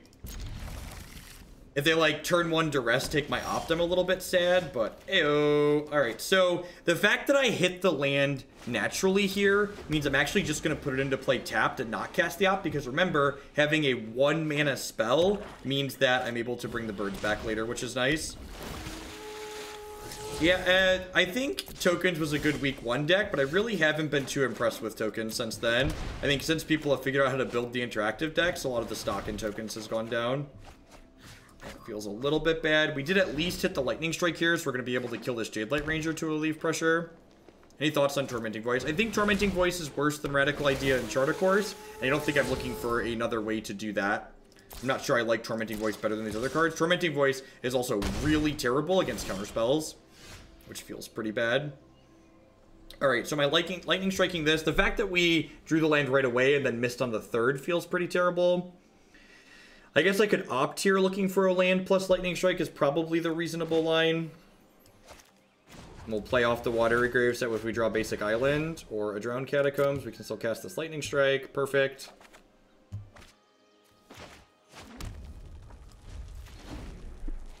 They took Wildgrowth Walker on top, so if they have land, Wildgrowth Walker, Explore Creature, we could be in trouble here.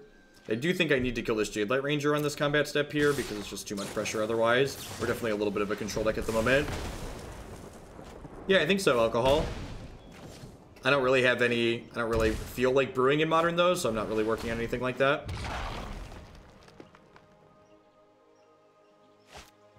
Yeah, this start's just very good for them. Need to hit a land plus... Need to hit Lava Coil or land plus Lava Coil off a cantrip at this point.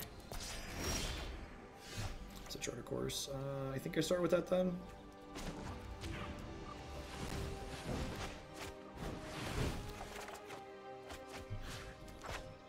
And then we missed on a land drop here. If we would have hit a land drop with that bird, we could have maybe been okay, but I think that's probably going to be lights out at this point.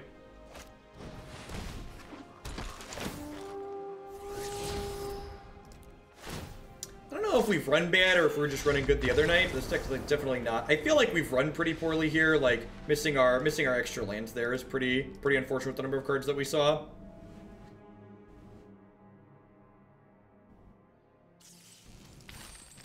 Definitely a little bit less high on the deck after compared to what we played the other night.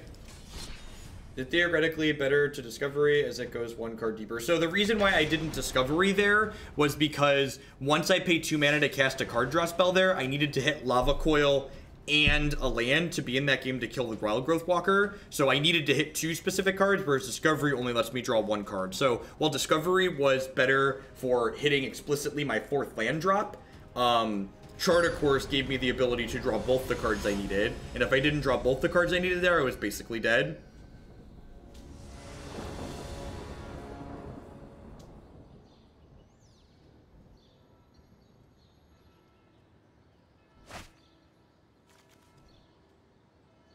Yeah, Saint Sweet. We've also been on the draw in a lot of these games, so like a couple of the games that we played against Green Black that we lost, like they had fast Wildgrowth Walker, and we were just a turn behind being on the draw. So that's why, like, when people talk about, like, getting a feel for decks, one of the things I always like to emphasize, too, like, especially if you're planning on taking a deck to a tournament, that, like, playing random matches on Magic Arena or Magic Online or even, like, an FNM or, like, a weekly tournament is not a good way to learn if a deck is good or bad, especially in a given matchup. If you want to learn how a deck plays out in a matchup, you need to play that matchup a bunch, so that way you can play it enough to, like, rule out, oh, this matchup's actually okay, or it's actually good, but it's only good when I'm on the play, or it's only good when I'm on the draw, etc. I don't believe we've tried anything with Abzan. As always, you can find all the decks that I've played here on stream on my YouTube channel, youtube.com/DevBugland. Choops. I would love if they leave Chupacabra on top. That card is not very good against us. So, I think this is going to be a Shock plus Discovery turn. Do not want you to use my mountain, though, please. Why chart over Discovery? Because I already have a card in my hand that I want to discard. It's really just like doesn't matter is what it comes down to. It's like pretty marginal either way. If you already have a card in your hand that you want to discard to the Charter Course, like it doesn't matter the sequencing that you do them in. You're not really gaining percentage points in one direction or another. If you don't have a card that you want to actively discard to the Charter Course, you should always lead on the Discovery. But if you like already have the Phoenix in hand that you know you want to discard, it just doesn't matter.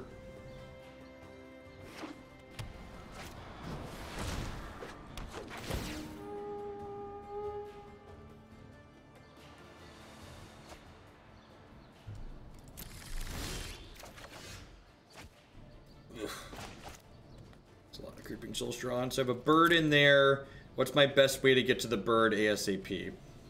So... does it seem like you're playing against the same decks over and over again? I mean, sometimes you hit that, yeah. Green-black's one of the more popular decks in the format right now. So I could play Highland Lake here. And then plan to, like, Discovery or Warlord's Fury plus 2-2-mana spells next turn. Of course, if I just, like, cast through these spells, I'm pretty likely to be able to do that anyways. And I could potentially, like, put another Phoenix into my bin. So I think that's appealing. Mission Briefing is pretty good. Mission Briefing actually means that I can go Warlord's Fury, Mission Briefing, Warlord's Fury next turn. That's probably not necessary, though. Just pass.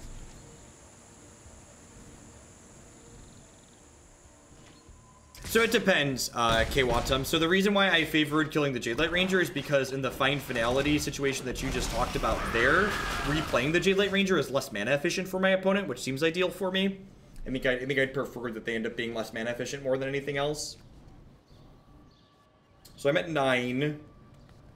So I can shock this. Mission Briefing, shock this, and potentially get back another Phoenix. I have 2 Phoenixes in my bin, right? Did I hit a second one? I did hit a second one. Okay, so we could, if we're really lucky, we'll hit a third here.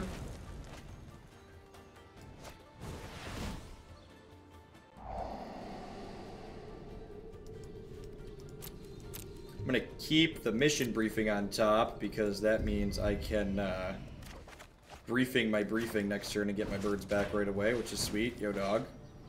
So that meets my Phoenix requirement. I'm going to go ahead and put this into play and then pass the turn here. I'm going to pump the brakes on the birds for a hot second to threaten to block this Doom Whisperer. I think I'd rather threaten to block than, like, trade a bird for 3 points of damage here, especially when I'm at 9. We've been kind of medium with the Grixis bird deck tonight. I think I'm a little bit less high on it after than when we played it the other night. It's going to be our last match with the deck, and then we're going to switch over to something else.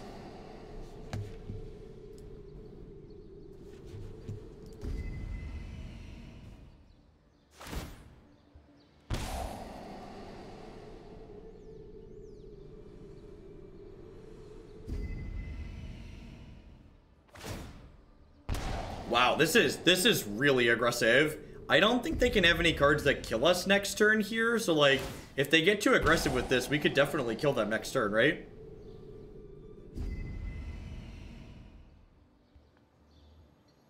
Like, they've paid 12 health here? Like, do they have... Like, I'm trying to think, they don't have any combination of cards that kill us here, right? So, like, why are they paying all this health? Vivian Reach? Sure. Let's see if you're... No one said restoration was painless. I think I'm just gonna cash this in as a gain too, right? Oh wait, they're dead, right? Are they dead? So I have Mission Briefing on top of my deck. If my Mission Briefing... Yeah, I'm definitely getting my bird back next turn, so might as well gain 2. Like, my bird's coming back.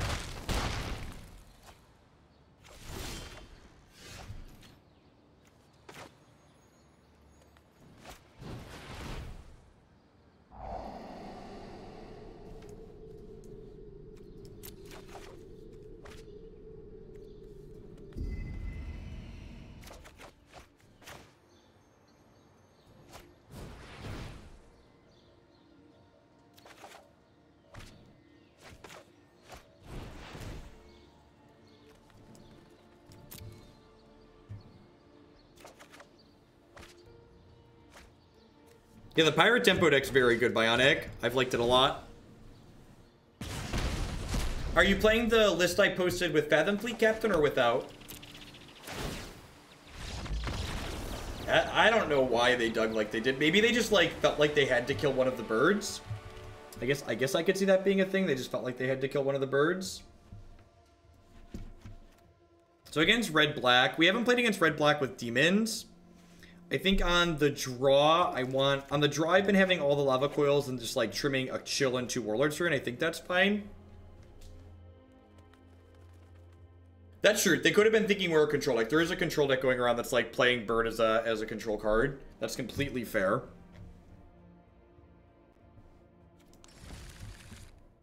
Maybe they had like Vraska's Contempt they were digging too.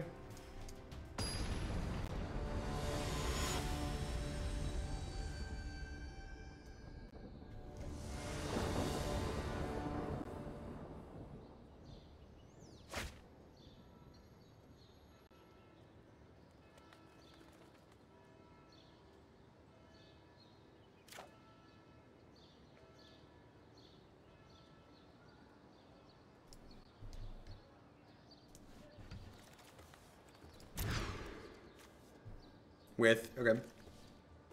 Yeah, I mean, I guess this is a keep. Keep a lightning strike so we can maybe not die.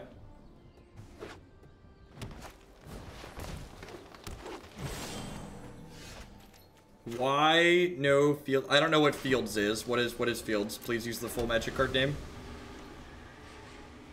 No captain. Okay.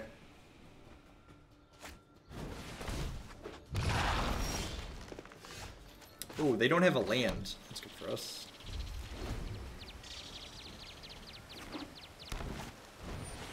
No electrostatic. Maybe electrostatic field is good here. I don't know. Maybe I am boarding this incorrectly. I guess electrostatic field does block a lot of their stuff. Maybe I should try that. I wasn't thinking that, like, their deck is kind of an aggressive deck, right? That's actually a good suggestion, I think.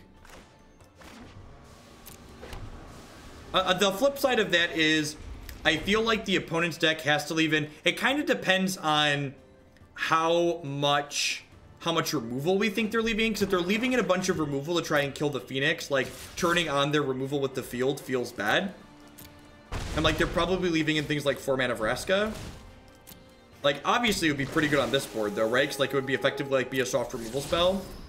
We've played against a lot of Golgari tonight. Yep. Which is why it's funny when, I mean, they're definitely the beatdown, but the question is, it comes down to, like, are we blanking their cards versus, like, are we doing something meaningful with ours? So, like, if they're leaving in cards like Chupacabra and, like, 4 mana Vraska, then boarding in field becomes a lot less appealing.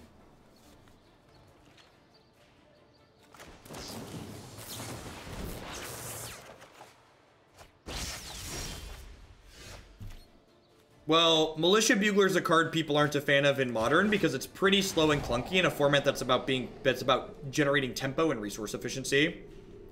So that's probably the reason why people aren't high. Like a lot of people thought Hugh was just going to be like an automatic staple instead of humans in Modern, and a lot of really good players disagree with that opinion.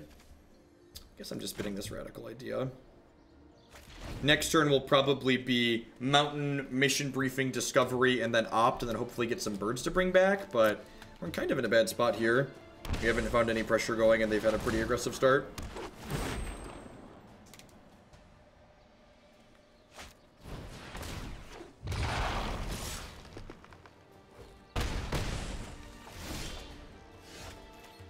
Alright, I think we have to do some damage control at this point, and just like clean the board up. There's a deck list on your screen. If you're on mobile, you can type !deck in chat to get a link to the deck list.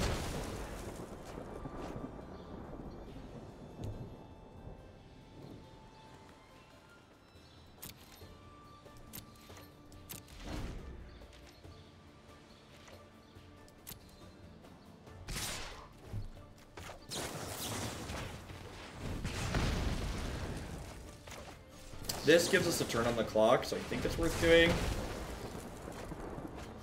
So in the other aggressive matchups, I board out Creeping Chill for Electrostatic Field. Just because, like, you're like trading a card that doesn't bring back your Phoenix for another card that doesn't bring back your Phoenix.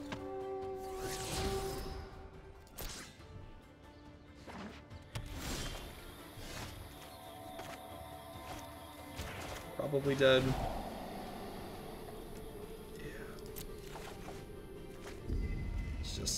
of them games where there's no birds in the top third of our deck. If you're not good at drawing, if you don't draw the card your deck is named after, you're gonna have a much worse time on average. I left a Lava Coil on top of my deck. I think I might grab Lightning Strike here. So pay 2. I can strike, kill the Seeker Squire. Then my bird's gonna come back and jump here. And then I go to 1. So I mean, if they have nothing, I could live potentially.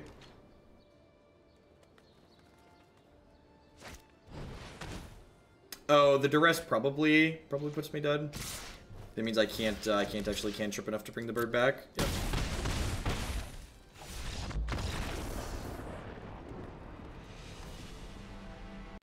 And name the deck Discovery so we don't draw Discoveries of the bird. Alright, Magic Arena has taken a short nap here, so we're going to reboot that back up. Thanks everyone for hanging out tonight. My name's Jeff Hogan. I'm a full-time streamer and content producer here on Twitch. I play Magic 30 plus hours a week. We play 100% Constructed on this channel. We play a ton of Standard and some Modern. Really been loving both this format and Arena, so we've been playing a bunch of that. If you enjoy my stuff, please consider subscribing to my channel. My subscribers are the people that keep me employed here full-time. I wouldn't be here day in and day out without their support. It's only 1:30 my time, Bob.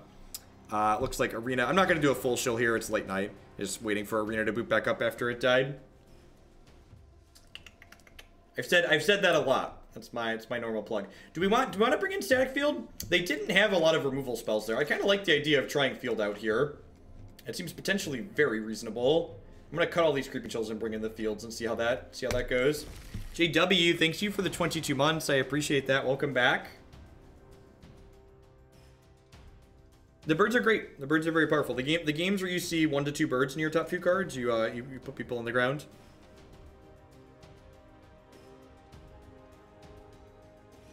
I hadn't thought about Field, but like the way these matches are playing out, basically I think you want to board in Field when it's a soft removal spell and your opponent doesn't have a ton of removal in their deck. And I think this matchup might fit that bill. The other thing that makes it difficult though is that like there isn't really a stock green-black list. So while green-black is one of the most popular color combinations of the current Standard format, there's a lot of iterations of it. So like just because your opponent's playing green and black cards, you can't really assume like what their deck is doing.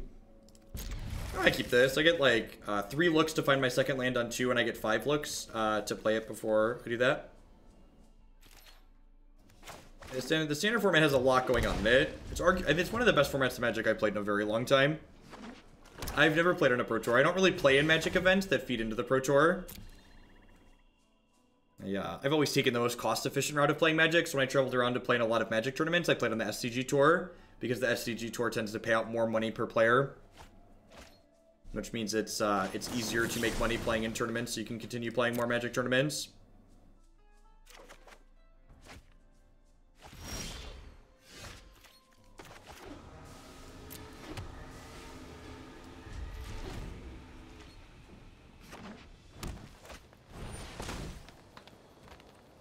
I'm just gonna let this happen. Our hand doesn't have a lot going on here. Just like a handful of Doomblades feels a little bit bad at the moment. So like, it's like, do I want this land? Do I not want this land? I kind of feel like I just like want an Electrostatic Field at this point since I know that's in my deck. I'm also like, by bottoming that land, I'm pretty likely to like draw another cantrip or another land, because like a pretty significant portion of my deck is cantrips and lands at this point. This is the same green-black opponent. My client crashed while we were going to sideboarding. So this isn't another green-black opponent. This is game 3 of this matchup. In fact, this is going to be the last match that we're playing with this deck, and we're going to switch to playing something else. Yeah, I completely agree with that. Like, people have been asking, like, what's the difference between this standard format and other previous standard formats that have felt bad. And the big difference in this standard format, in my mind, is that, like, the decks like green-black that are good, they're beatable. They're not slamming Hazarets and Beaumont Couriers and these other cards that just, like, generate insurmountable advantage. Okay, and like I was talking about here, so this makes my Electrostatic Field feel very bad. And it's potentially a reason to not have it in my deck here. So the fact that they have removal like Vraska and Chupacabra in their deck could mean that I don't want this card in my deck. I think one of the ways that you can gain card advantage in Magic the Gathering is through what's called virtual card advantage. And what virtual card advantage means is you are technically getting ahead on cards by blanking your opponent's cards. So if I don't put a card like Electrostatic Field in my deck, I gain virtual card advantage against things like Vraska because this card basically has much less text in it.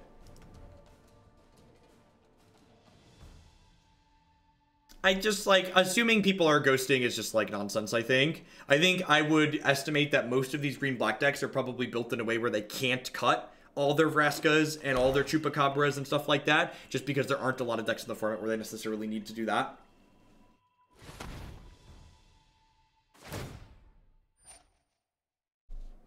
Also, and again, going back to the topic of, like, the format's new and you don't really know what a lot of people are doing, even if my opponent's deck is constructed in a way where they could cut all those cards, they might not know that they should. There's a good chance they have no idea what they're doing and they just, like, are unsure.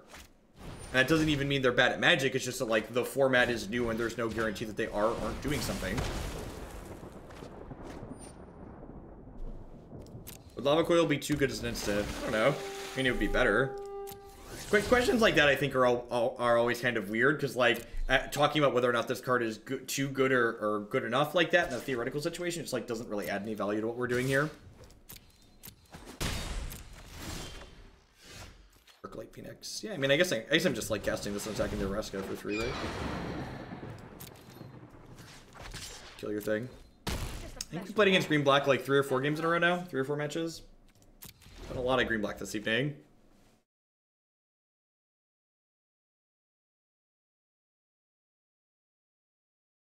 I'm going to swap things up from the Grixis Phoenix, except for this one we had somebody submit a Liliana, this Liliana's contract deck, which is interesting. I hope I have enough Mythic Wild cards for this. We'll see how many of these I opened, I guess. I think I have 5 or 6 Mythic Wild cards.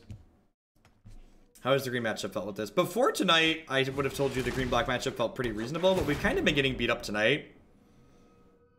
I don't know if it's just we're catching the wrong side of variance, or if we're a little bit lucky last time, or what.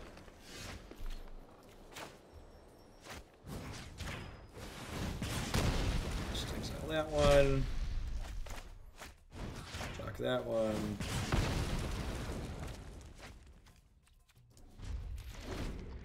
Wait, why didn't it... Did I click past combat? Why didn't it offer me to attack when I clicked past turn? Isn't it supposed to offer me the option to attack? I think we're dead anyways, because this is getting up to 5 toughness, but I'm not sure what happened there. I'll have to go back and look. I must have misclicked the interface. Yeah, I thought clicking past turn goes through the phases, though. Like, I clicked past turn and I made phase 1. Past turn is no attack. I thought past turn stops when, like, they do something, too. Maybe I don't understand what that button does. Like, on Magic Online, when you press F6, it stops at your combat step and attacks. But am I forgetting? But don't, when you click the past turn lever, doesn't it stop when, like, your opponent casts a spell or something? But it wasn't asking me to click on attackers. It was asking me move to combat. So past turn gives you a chance to respond, but it doesn't stop for combat. That's not particularly intuitive. It's backwards from what happens on Magic Online and what I would expect to happen from pressing that button. But maybe we'll have to put that in as feedback.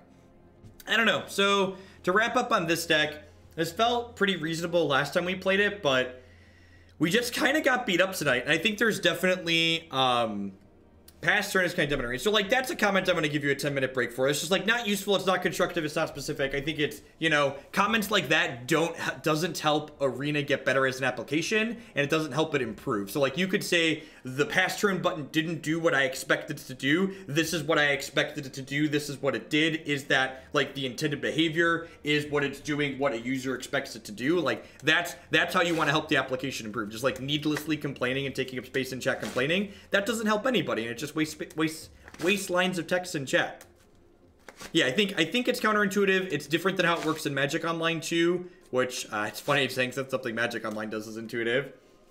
Anywho, focusing on this deck list, I don't know that I necessarily have anything that I want to change in it. I think the green-black matchup where they have more aggressive creatures is what we played against tonight. And maybe the other night when we were playing this deck and we were beating up on green-black, they were the more mid-range, like bigger green-black deck that had more planeswalkers in it. Because when the green-black deck was mopey and gave us time to kind of do our thing, it felt very, very reasonable. We were able to kind of run them out of the game. But in those games where they're able to get down the Wild Growth Walker and like play a bunch of explore creatures, we had a pretty hard time with what they were doing. So yeah, I think if you're looking for something that's kind of sweet to beat up on control decks and like the slower mid-range decks in the format, this deck felt very reasonable at doing that. But it definitely really feels like it struggles against the aggressive decks. I'm not quite sure what the correct way to approach fixing that is. We tried Fiery Cannonades in the sideboard. We tried some Lava Coils. I got like Price with Fame and Fight with Fire. You could try Cast Down. So I'm not really sure what exactly is the correct approach.